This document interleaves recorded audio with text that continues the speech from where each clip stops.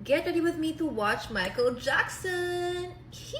And by the way guys, nagawa ko na rin pala yung eye makeup ko and also yung kilay ko konti. Ulitin ko na lang yung base makeup ko. Iba kasi yung blush na ginamit ko kanina. So I really wanted to kind of redo my makeup. Sinong loka-loka ang nakalimutan magdala ng moisturizer? Since wala akong proper na pang skin prep today, the closest thing that I found that I think I can use, this one kasi setting spray ko siya ginagamit. But for the first time, I'm gonna use it also as a primer. Nakasulat naman, it's a prime and set setting spray. I'm trusting that I can also use this before my makeup, during my makeup, and after my makeup. Giving this a little shake. This one hindi ako takot because look at the mist.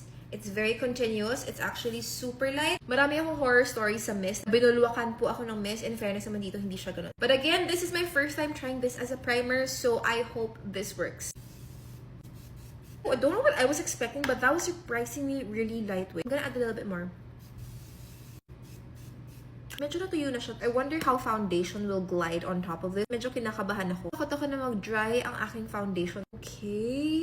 Okay, I mean, that is working. In all fairness, hindi nagkakling yung foundation. I can see this working for oily skin. Hindi lang talaga siya moisturize. This is gonna work better for dewy cushions like this. Anyway guys, I'm super excited to see Michael Jackson dahil nga fan ako. Hindi ko lang talaga sinasabi pero parang I had like dedicated playlists for him. There was a time I was binge watching his music videos. My favorite song is Remember the Time. Crazy thing though is I only knew more of him when he actually passed away. I remember I was like in high school. At that time, it was such a big news. Like, everybody was talking about it. So, napa-google talaga. It was a little too late when I started fangirling over him because technically he was gone. But after that, talagang bininge ko lahat ng mga music videos niya. You're not alone, you're not alone. Yung mga ganun-ganun niyang effect. Karoon ako ng phase na on repeat yung mga songs niya. Panoorin niyo guys yung Remember the Time niya na song. Yung music video na yun, that is actually one of my favorites. I don't know why, but it's safe to say na yung charisma niya talaga is out of this world. Medyo mahirap siyang tapatan and I don't think anybody could actually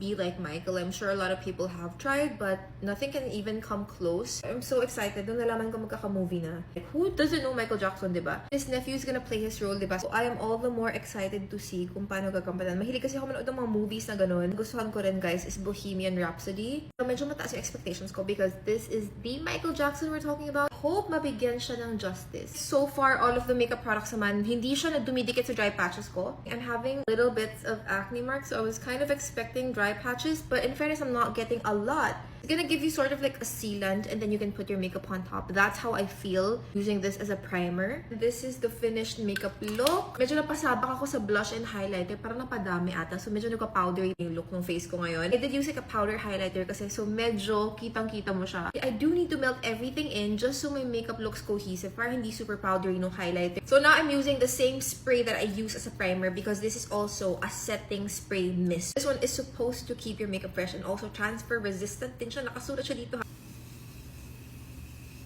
It is a continuous mist.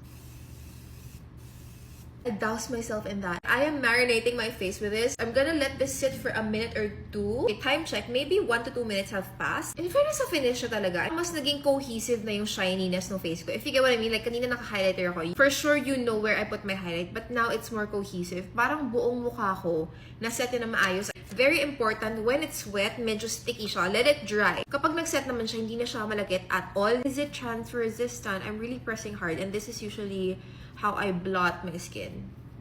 Okay, here again. And this. I mean, not bad at all. There's like a little bit from my lipstick here. But just like me na nakalimutan ko yung moisturizer ko, for example, this one can double up as a primer. Nabigay niya naman yung all-over freshness na hinahanap ko. Natunaw niya din yung highlight ko. Okay, this is a close-up of my skin. And to be honest, for the price, this is way better than other setting sprays I've tried na medyo same ang price range. I think the setting spray would work best if you have dry skin, even combination skin. Me is combo, but na-enjoy ko to kasi ang ganda nung parang overall luminosity na nabigay niya sa skin ko. Definitely not a matte setting spray if you're looking for one, but more on like a fresh kind of setting spray.